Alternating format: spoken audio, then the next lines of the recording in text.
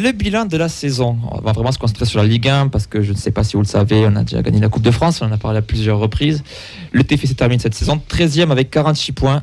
Sur les 10 dernières années, avec un tel chiffre, on jouait plutôt la 11e place, donc c'est comptablement intéressant. Le top 10 il est à 7 points, la descente elle est à 13 points, donc on est quand même plus proche du haut que du bas. 10e attaque avec 51 buts, 13e défense avec 57 buts encaissés, on est quand même proche aussi de ce top 10, il y a quelques buts d'écart. 14e bilan à domicile, 6 victoires, 6 nuls, 7 défaites. 11e bilan à l'extérieur, 7 victoires, 3 nuls, 9 défaites. Sur le plan des individuels, Dalinga, meilleur buteur du club avec 12 buts, c'est le 15e meilleur buteur de Ligue 1. C'est aussi une saison prolifique pour la Ligue 1 parce qu'on a connu des années où on avait un Savidan qui a 12 buts et était limite meilleur buteur. 15, le plus faible, je crois que c'était Paoletta 15. Ouais, donc c'est quand même de perspective, c'est intéressant. Dépasse la barre des verts. Abouklal, 10 buts. On a aussi Ratao, Shaibi, Branco à 5 buts, Bichet 4 buts, Ilea, Dospirin, Roux à 2 buts et Dessler à 1 but. Donc on a quand même beaucoup de joueurs différents qui ont marqué, c'est assez intéressant. Branco, 7e meilleur passeur de Ligue 1 avec 8 passes décisives. Shaibi est à 6 buts. Très rapidement, messieurs, question. Est-ce que la saison de Ligue 1 pour vous est réussie? Clément, juste oui ou non? Oui, mais. Nathan? Plutôt oui. Fred? Oui. Elliot? Si je dis non, je me fais frapper ou pas? Non. Ben oui. Mehdi? Oui, mais. Oxens? Complètement. Ok, je donne la parole à Clément et Mehdi pour le oui mais. Alors oui, globalement elle est réussie, mais je trouve que sur la fin de saison, il y avait peut-être mieux à faire, et je pense qu'il y avait un peu mieux à chercher que cette 13e place. Beaucoup de matchs nuls que je pense on avait les moyens de gagner. C'est notamment contre quelques équipes plus faibles que nous, et il faudra améliorer ça pour, je pense, l'an prochain, parce que c'est des matchs qu'on doit gagner pour beaucoup, et je pense qu'en se sortant un peu plus les doigts en fait cette fin de saison, on peut finir 11e, 12e. C'est pas énorme, mais... Mehdi? Le bilan à domicile. Le bilan à domicile. Tu n'es que 14e équipe à domicile, alors que c'est censé... c'est toujours pareil, quand tu vises un début de saison, tu te dis que à domicile, forteresse imprenable, machin, etc., que tu vises un bon bilan, tu n'es que 14e à domicile, je pense que c'est moyen, quoi. Voilà, c'est pas catastrophique, mais c'est moyen. C'est juste moyen, et moi, que si on regarde juste les chiffres, à mon avis, ça, il va falloir le corriger et augmenter le nombre de points pris à domicile pour justement viser ce qu'on souhaite, c'est-à-dire le top 9. Surtout avec un public aussi fervent à domicile. Messieurs, sur la fin de saison notamment, là, ça fait combien? 3 mois sans victoire à domicile? 2 mois? Oui, c'est ça. En Ligue 1, quelque chose comme ça. Ça fait long quand même. Mais ça coïncide avec le fait, justement, où on commençait un peu à croire à la coupe. Ouais. Oui, mais donc, bon, t'as gagné les matchs à l'extérieur, quoi. J'ai une question de Bernard sur le Facebook Live qui répond un petit peu à tout ça. C'est combien en septembre pensaient à une 13e place? Ça, c'est bien, par contre. Si on nous avait dit en début d'année 13e, on serait dit... Alors, on n'aurait peut-être pas dit génial, mais on aurait dit on prend. Voilà. Pour un premier, tu regardes les 2 autres premiers où ils sont. 3 autres pardon, j'ai une connerie. Le nombre de points qu'ils ont. Ça descend. Ouais. Non, mais rien que ça suffit. On a les 2 autres promus qui redescendent immédiatement, et nous on reste, et en plus on gagne la Coupe de France. Si on n'est pas satisfait de cette saison. Après, on le savait en début de saison, tous, on nous dit que ça serait très très dur, tout ça, machin. Finalement, ça. Bon, on n'a jamais été en danger critique, quoi. On a toujours eu un petit matelas de sécurité qui nous a permis de jamais vraiment stresser. Jamais douter. Voilà. Alors oui, il y a eu des périodes un peu creuses, mais tous les clubs en ont, quoi. Je veux dire, ça a un peu coïncidé avec l'avant Coupe de France et un peu l'après aussi. Il y a vraiment eu un changement depuis la demi d'Annecy et début avril, quoi. Début avril, où tu sentais vraiment les joueurs focalisés, où il n'y avait qu'un seul objectif, quoi. Donc moi, je l'arrête la saison Ligue 1 quasiment en avril, où on était quasiment 10, 11e, je crois. Puis après, derrière, il y a une focalisation qui a été faite sur la coupe. Donc, ce qui est satisfaisant quand même, c'est qu'on a pratiqué le même jeu, que ce soit à domicile et à l'extérieur, sans discontinuer. Sans quitter la route tracée, quoi. Et avec une progression durant l'année. Ouais. On n'a pas joué de la même manière avant Coupe du Monde. Il y a eu 2 saisons, oui. Et après Coupe du Monde, je dirais même juste avant Coupe du Monde, où on avait commencé un petit peu à changer, mais surtout après Coupe du Monde, où on a beaucoup plus joué les transitions rapidement qu'en début de saison. Au final, très rapidement, avant d'enchaîner sur individuellement, vous avez été inquiet cette saison, réellement à un moment d'un risque potentiel de descente, ou non, ou finalement on a toujours été assez loin? Moi, la seule chose dont tu es inquiet, c'est est-ce que Fred et Camille allaient finir la fin de saison avec tous ceux qui se mettaient en tribune. C'est l'endurance, c'est pareil, ça a commencé crescendo avec les matchs en hiver, puis ils ont pris du galon. Il faut arrêter avec les jeunes. Ils ont un GPS automatique, tu leur donnes un point de rendez-vous Indians, ils trouvent le stadium tout seul, c'est inné là. Moi, je n'étais pas forcément inquiet. On voyait que c'était on était une équipe de série, quoi. Des fois, on avait des résultats 3-4 matchs sans victoire. Après, derrière, on enchaînait aussi. Donc forcément, sans forcément être inquiet, quoi. C'est vrai qu'au niveau du jeu, tu as eu un avant Marseille aussi, un après Marseille, le 6-1. Il y a quand même du changement. On avait eu des périodes de doute aussi. On se disait, est-ce que défensivement, on peut tenir le coup? Il y avait une sorte de micro-crise au mois de décembre. Ici, on n'était pas forcément très inquiet, mais on se disait, comment ça va se passer la seconde moitié de saison? Ce qui est dommage aussi, c'est face au gros, quand tu vois que tu peux aller gagner Monaco dernière journée, tu te dis c'est dommage de ne pas avoir pu gratter quelques points face à des équipes du top 8. Ça, c'est vrai on est passé aussi à côté sur des petits détails. Je pense qu'il faudra changer aussi l'an prochain sur des petits détails. À chaque fois, l'équipe prenait l'ascendant et on perdait des points. Voilà, donc moi, le point d'ombre, il est vraiment mis sur ça, mais sinon, je pense que 13e et une Coupe de France, la saison est plus que réussie. Faut pas se reposer sur ça en disant on a gagné la Coupe de France. On voit ce que ça a donné à Nantes un an après de surfer sur ça. Donc voilà. Allez, rapidement pour terminer avant d'écouter l'entretien avec Anthony Rouault, on va passer donc aux distinctions individuelles. Je vous ai demandé de travailler un petit peu. On va commencer avec le joueur de la saison. Chacun votre tour. Clément, tu veux commencer? Moi, je ne vais pas être original. C'est Branco pour moi. Voilà. On voit la différence quand il est là, quand il n'est pas là. Spearings. Tu peux dire 2 mots dessus. Tu as le droit de dire 2 mots dessus. C'est bien. Non, Spearings, parce que joueur de l'ombre, joueur le plus régulier. Voilà, toujours là dans les moments. Voilà, c'est pas celui qu'on voit le plus dans le match, mais ça va être le plus difficile à remplacer pour la saison prochaine. Fred. Ouais, pareil, Spearings. Tu copies même le texte de ton copain? Non, parce que oui, quasiment, parce que c'est lui. Bref, c'est un putain de joueur, quoi, quand même. Non, mais c'est. Il a tout dit. C'est quand même un joueur qui est hyper important. Oui, un joueur de l'ombre, sous-côté, mais au final, en fin de saison, on parle de toi. Là, on en parle. Et, non, c'est un très très bon joueur là, qu'on a eu la chance d'avoir ces 3 dernières années. Quoi. Elliot. Comme on dit, j'ai mes 203, donc je les suis. Il n'y a vraiment pas besoin d'argumenter dessus. C'est la même que voilà. Mehdi.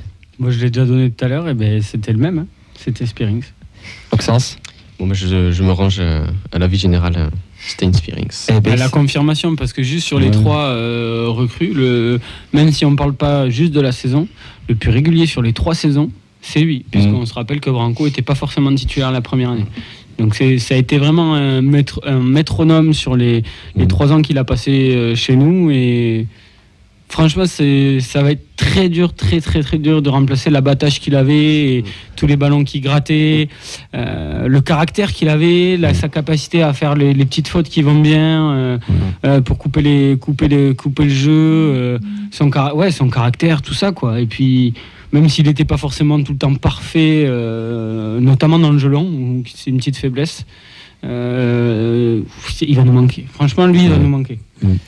Alors, on a Camille depuis son lit d'hôpital au bord de l'agonie qui nous a quand même fait son bord travail. De la piscine, je crois que tu as dit. Il nous a cité Spearing. Et donc pour lui, c'est le maître de l'équilibre de ce 11. Sans lui, pas sûr que VD brille autant.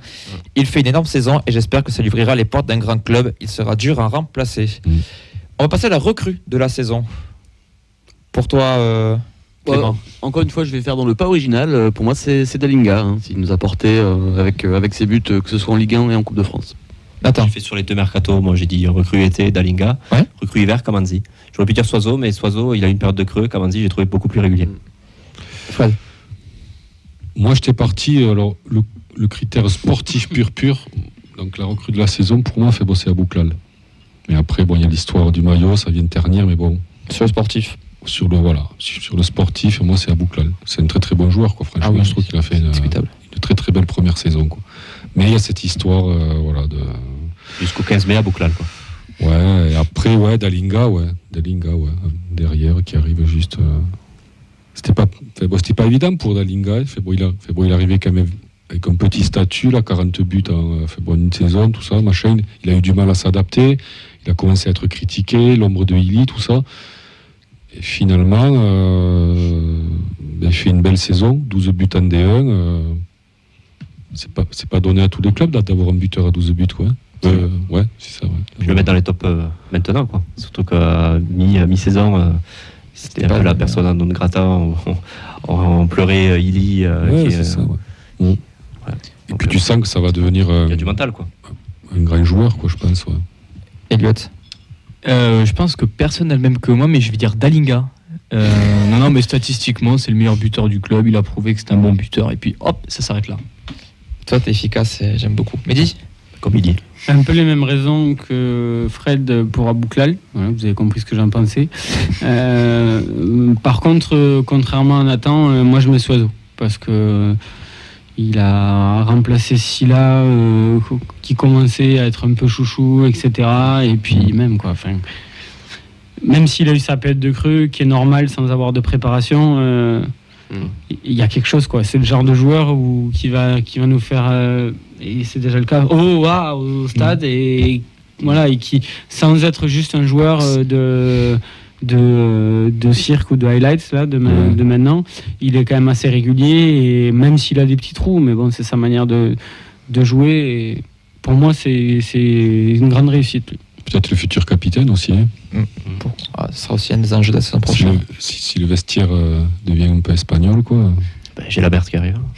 C'est grâce à Gabi. On peut avoir. Maxence, pas terminé. Moi, je garde Dalinga pour toutes les raisons que vous avez précédemment énoncées. Et c'est vrai que pour avoir eu la chance de faire une photo avec lui il n'y a pas très longtemps, je m'étais pas rendu. Non, mais. Il est grand. Il est grand, il est beau. Non, mais c'est vrai que pour l'avoir eu en face, c'est un sacré molosse. Hein. C'est un beau bébé, comme on dit. Ouais, voilà. Il est très costaud et c'est là que je me suis rendu compte que pour les défenseurs adverses, c'était peut-être pas facile de le contenir, quoi. Il doit facilement faire 1m90, un truc comme ça. Donc il est solide. Lui aussi, je pense qu'on va être attaqué là sur le mercato là, sur lui. Il y a une bonne cote, je pense. Je suis pas sûr. Pour Camille aussi, c'était Dalinga, donc la recrue de la saison. On va enchaîner. On s'en fout, il connaît rien, Camille. Exactement, on l'embrasse ou pas. Là, on va enchaîner la révélation de la saison pour toi, Clément. La révélation, encore une fois, sous l'autel de l'originalité, Fares Chaibi. Nathan. Pareil. Fred.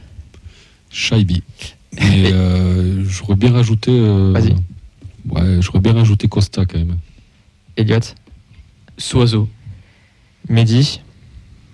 En fait, le seul mec qui était là l'année dernière et qui a vraiment augmenté son niveau, c'est Chaibi. Donc c'est compliqué de mettre quelqu'un d'autre. Maxence. Justement, moi, pour pas dire Chaibi, j'aurais bien aimé mettre Warren Kamanzi, que je trouve très très intéressant depuis son arrivée. C'est vraiment un joueur qui, je pense, a un QI footballistique au-dessus de la moyenne. Et je suis persuadé que lui, par exemple, c'est vraiment une très très bonne recrue data. Je vais vous donner l'avis de Camille qui est intéressant puisqu'il tranche un peu avec le reste. Il a dit j'hésitais entre Dupé et Chaibi. Chaibi, c'est l'évidence car personne ne l'a vu venir avant la prépa estivale et il aurait pu être aussi la recrue de la saison, recrutement interne. Mais j'ai envie de mettre Dupé aussi car il a fait une belle saison et on pensait qu'il n'aurait pas le niveau. Il a franchi un palier, nous a sauvé des points et a progressé toute la saison. Pour terminer en beauté sur une note toujours positive, parce que ça aussi la feuille des matchs, on va passer à vos déceptions ou votre déception parce qu'on n'aime pas le mot flop ici. Clément, ta déception de la saison? Je vais employer carrément le mot flop. Eh bien, vas-y. Tant pis. Alors, je sais qu'on l'a pas beaucoup vu, mais c'est Saïd Amoulic. Autant sur et en dehors du terrain, il a fait parler de lui, pas toujours en bien. Et on l'a payé 2,5 millions, donc voilà, ça fait un peu mal pour le bilan. Eh oui. Nathan, je suis là-dedans parce que moi j'attendais pas grand-chose de lui de base, donc je l'ai pas mis dans les déceptions. Donc oui. C'est qui la déception? Mais bon, de 2,5 millions, c'est des déceptions, quoi. Je sais pas. J'aurais pensé à Birman, pour pas être original, par rapport au niveau rentabilité et apport sur le terrain, c'était un peu, c'est pas ce qu'on attendait, quoi.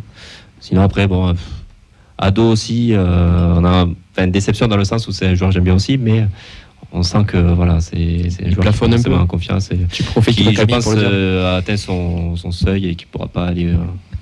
Moi je pense qu'il est encore sous la semelle. J'espère, hein. Mais malheureusement, c'est pour ça que j'ai été déçu de sa saison, même si c'est pas le pire, quoi. Fred. Moi, Zanden. Elliot. Parce que quand il est arrivé, j'attendais. Bolo Zanden. Ouais. Non, j'attendais, un jeune là qui arrive. Non, moi j'attendais un petit peu plus. Bon, apparemment, Fred, tu l'avais vu comme nous à Aurillac. Mais ça peut progresser, quoi. Aurillac, voilà. T'as compris que ça allait être un flop à Aurillac. Mais après, il a pas du tout percé. Bon, Aujourd'hui, apparemment, donc Omoli a dit qu'il était blessé depuis quelques mois. Comme Flemings, quoi. Blessure diplomatique. Il va se faire opérer, on ne sait pas de quoi. Voilà. Elliot. Birmancevic, il a coûté 4 millions et pour l'instant il a rien prouvé. Peut-être qu'après la saison d'après il va mettre 30 buts, on va pas le voir venir, mais pour l'instant il est pas bon. Je pense que Camille va te retrouver là, il va pas te louper. Je l'attends très clairement. Mehdi. Birmancevic, parce que c'était le joueur dont j'attendais le plus, qui de par ses qualités devait nous apporter plein de choses, devait mettre Ratao sur le banc. Et ça n'a absolument pas été le cas. Et Ratao a fait mieux que résister, a été meilleur que lui cette saison. Et il n'a pas réussi à gagner sa place. Sens. Ouais, moi je rejoins Mehdi et Elliot. C'est vrai que on a déjà eu un petit clash avec Camille sur Amulici Birmancevic, mais c'est vrai que Birmancevic, déjà le peu de temps de jeu qu'il a sur toute la saison, je pense quand même qu'il n'est pas totalement exempt de tout reproche. Il doit y avoir aussi des problèmes dans l'attitude, etc. Parce que pour jouer aussi peu de la saison, il n'a peut-être pas dû mettre tous les ingrédients pour. Et c'est vrai que le peu de fois qu'on l'a vu, il se faisait toujours bouger physiquement. Et ça, je pense que c'est son gros point noir de la saison. On sent que techniquement, il y a peut-être un truc. Moi, personnellement, j'attends de voir encore. Mais là où je suis pas inquiet, mais déçu, c'est sur le plan physique. Parce qu'à chaque fois qu'il part au duel, il se fait toujours bouger. Il perd toujours le ballon quand il se retrouve en duel. Donc il faut qu'il prenne un peu de masse ou qu'il soit un peu plus résistant. À mon avis, tu regardes pas assez intrinsèquement. C'est ça qui est important. Bon, on a fait le Déjà, tour. vous buguez pas sur le mot Camille, il bug sur le mot. Oui. Mais moi, en fait, j'essaie d'imiter Camille en ne buguant pas, mais j'arrive pas, donc je finis par bugger dessus aussi. Donc déjà, je sais pas ce que ça veut dire. Je tiens à vous remercier pour ce bilan. Comme vous avez compris, on est un petit peu pressé par le temps. On reviendra forcément sur le coach, comme j'ai dit un peu plus tard, sur les attentes aussi pour l'année prochaine et sur d'autres débats annexes qui feront un petit peu le sel de cette émission sur les prochaines éditions jusqu'à la reprise du championnat.